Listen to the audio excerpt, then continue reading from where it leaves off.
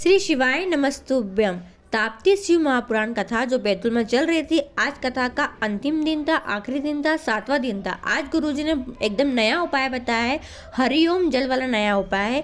हरिओम जल वाला यह उपाय जो होता है, गुरुजी ने बताया जो महाकाल मंदिर है, महाकाल मंदिर में सबसे पहले जो भस्म आरती होती है, वहाँ पर भोलेनाथ जी को हरिओम जल चढ़ाया जाता है। तो वह भी हम सीखेंगे, वो बहुत अच्छा उपाय है, वो जानेंगे। और गुरुजी ने कुछ विशेष जानकारियाँ दी है, कुछ पत्र आए थे, उसकी जानकारी पूरी आपको इस वीडियो के माध्यम से जानने को मिल जाएगी। चलिए वीडियो शुरुआत करते हो। स्वागत है मोदी टी व्लॉग चैनल पर। आपने अभी तक चैनल को सब्सक्राइब नहीं कर रखा, प्लीज चैनल को सब्सक्राइब कीजिएगा। वीडियो पसंद आती है तो कमेंट में श्री शिवाय नमस्तुभ्यम हर हर महादेव जरूर लिखेगा। आप लोग कमेंट नहीं कर रहे, प्लीज कमेंट में श्री शिवाय नमस्तुभ्यम जरूर लिखेगा। ताकि सबसे पहली जानकारी, गुरुजी को पत्र आया था किरण दिलीप जी यादव के वहाँ से, नागपुर से। उनके पति के पैर में चोट लग गई थी और उन्हें डायबिटीज थी, शुगर थी, जिसके कारण चोट लगने से वह पूरा पैर उनका सड़ चुका था।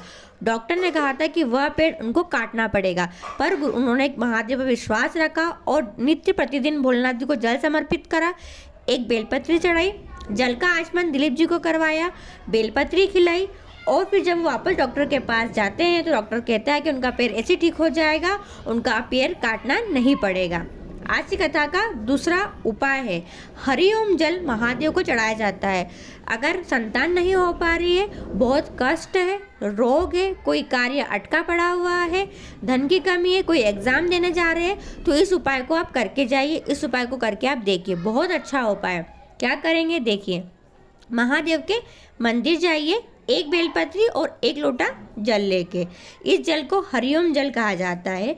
आप क्या करेंगे, बेलपत्री चढ़ाएंगे सबसे पहले माँ अशोक सुंदरी के स्थान पर जब हरिओम जल चढ़ाया जाता है तब डंडी का जो भाग होगा वो महादेव की ओर होगा और जो बेलपत्री की पत्ती का भाग होगा वो जहाँ से जल फेंके जाता है उस दिशा में होगा।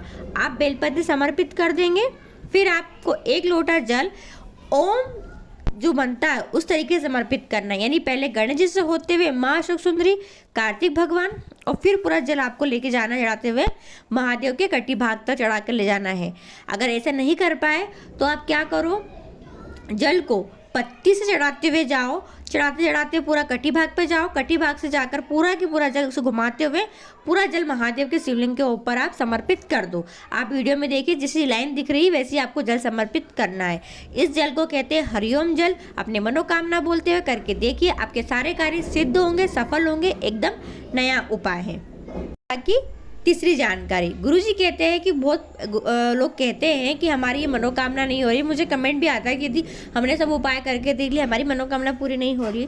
तो गुरुजी ने कहा विश्वास जो होता है वो हमें प्रबल रखना पड़ेगा।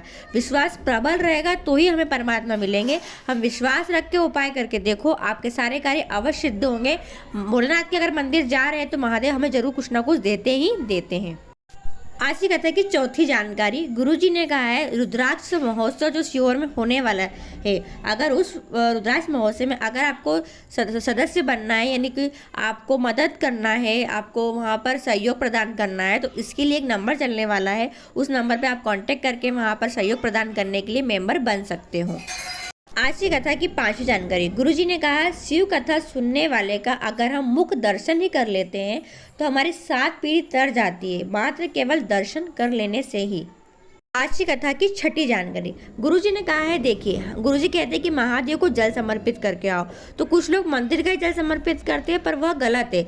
अपना घर का दुख है, अपना कष्ट है, तो महादेव को आप अपने घर से ही, अपने मठ के परिंदे में से जल लेके जाओ और वह समर्पित करके आओ, तो आपका दुख कटेगा ही कटेगा, निश्चित है कि आपका दुख कटेगा। और अगर आप बॉटल में भी जल भर के ले जा रहे हो, तो अगर लोटा भी नहीं मिल रहा है मंदिर में, तो आप बॉटल से भी जल समर्पित कर सकते हो। महादेव समझेंगे कि आप कहीं से गंगोत्री से जल भर के लाए हो और उस बॉटल के माध्यम से आप समर्पित कर रहे हो, पर वह जल आपके घर के ही होना चाहिए, तो ही आपका दुख अवश्य कटेगा ही कटेगा। 7वीं जानकारी, गुरुजी ने कहा है महादेव के शिव पुराण कथा में भी लिखा है कि आपको ऐसा नहीं कि 108 से समर्पित करना है। महादेव को अगर आप एक बेलपत्री, एक चावल का दाना समर्पित कर रहे हैं तो इस बात का विशेष ध्यान रखो, वह कहीं से भी खंडित नहीं होना चाहिए। यानी महादेव को आप कोई भी वस्तु समर्पित करो, भले से वह एक करो, वह पूर्ण होना चाहिए, वह खंडित नहीं होना चाहिए। इस बात का आप लोग विशेष ध्यान रखा करो। 8वीं जानकारी, गुरुजी ने कहा है अगर आप अभिषेक भी कर रहे हो और आपके पास एक लोटा भर के दूध नहीं है तो उसकी कोई ज़रूरत नहीं है, गौ माता का दूध चाहिए। अगर एक बूंद दूध भी अगर आप शिवलिंग पर चढ़ा देते हो तो महादेव उसे स्वीकार कर लेते हैं और वह 1000 लीटर के बराबर रहता है। नवी जानकारी, गुरुजी को पत्र आया था और गुरुजी के पत्र में ऐसा लिखा है, गुरुजी हमेशा कहते हैं कि शिव पुराण कथा का 7वां जो दिन होता है, जब महादेव जाते तो हमें कुछ ना कुछ दे के जाते हैं। जब अतिथि हमारे घर से जाते तो हमें कुछ ना कुछ दे के जाते हैं और वह बात सही हुई। एक महिला ने पत्र लिखा, उसमें लिखा है कि उन्होंने नर्मदा शिव महापुराण कथा सुनी थी और उस कथा के 7वें दिन उसने बाबा से अपनी मन की बात कही, किसी और से ना कहकर उसने बाबा के पंडाल में बैठकर 7वें दिन अपनी दिल की बात कही। फिर वहाँ से जाके उसने पशुपतिनाथ व्रत किए। एक बार में मनोकामना पूरी नहीं हुई, दोबारा उसने व्रत रखे और दोबारा उसने जब व्रत रखे तो उसकी मनोकामना पूरी हुई। उसका MBBS में सिलेक्शन हो गया और वह अपने मनोरथ पूरे करने में सफल हुई। तो 7वें दिन जो कथा होती है उसमें अगर दिल से आप बाबा से कोई प्रार्थना करते हो तो वह कामना आपकी अतिशीघ्र संपन्न होती ही होती है। 10वीं जानकारी, सुषमा जी का पत्र आया था, उसमें 3 नवंबर को उनकी बेटी की तबीयत खराब हो गई थी। उनकी बेटी को पेट में गठान, टीबी, लीवर में सूजन, ये सब समस्या हो गई थी। उन्होंने 3 नवंबर को जांचें करवाई। अब वो जब वो घर की ओर आए, घर आकर उन्होंने जो दवाई चली उन दवाइयों का पहले महादेव को समर्पित की दवाई, फिर दवाइयों का पान किया, खाया। महादेव को रोज 1 लोटा जल समर्पित किया, बेलपत्री खाई। उन्होंने ऑपरेशन के लिए मना कर दिया। उन्होंने 1 महीना इंतजार किया।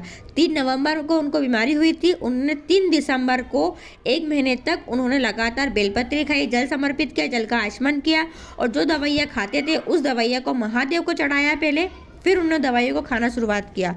जब वह 3 दिसंबर को डॉक्टर के पास जाते हैं, नागपुर के हॉस्पिटल में चेक कराते हैं, CT स्कैन में कुछ नहीं आता है, उनकी गांठ गल चुकी होती है, टीबी, लीवर में सूजन सब उतर चुकी होती है और वो लड़की स्वस्थ हो जाती है। 11वीं जानकारी, गुरुजी को पत्र आया था जिसमें उन्होंने बताया कि उनके चाचा जी की तबीयत इतनी खराब हो गई थी कि आंतें जल चुकी थी, किडनी लीवर खराब हो चुका था। डॉक्टर ने कहा था कि यह जो आदमी है 2 या 3 दिन से ज़्यादा नहीं जी सकता, पर उन्होंने रुद्राक्ष लाए सीहोर से लाया हुआ रुद्राक्ष क्या करा, रात भर पानी में गला कर रखा। ठीक है, अगले दिन सुबह फिर उस जल को महादेव पर समर्पित करा, चढ़ाया और उस जल को झेल कर लाए। जब झेल कर लाए तो वो व्यक्ति इस हालत में नहीं था कि उसको पिला सके, तो उन्होंने उस व्यक्ति के पूरे शरीर पर लगा दिया और केवल 1 बूंद होठों पर लगा दिया और कुछ टाइम बाद देखा जाता है कि वो व्यक्ति स्वस्थ हो जाता है। अब गुरुजी की जो अगली कथा होगी वह कथा होगी मालेगांव महाराष्ट्र में पुण्य शिव महापुराण कथा होगी। वह कथा 23 तारीख से 29 दिसंबर को होगी और आस्था चैनल पर वह कथा लाइव 2 से 5 बजे के बीच में आएगी।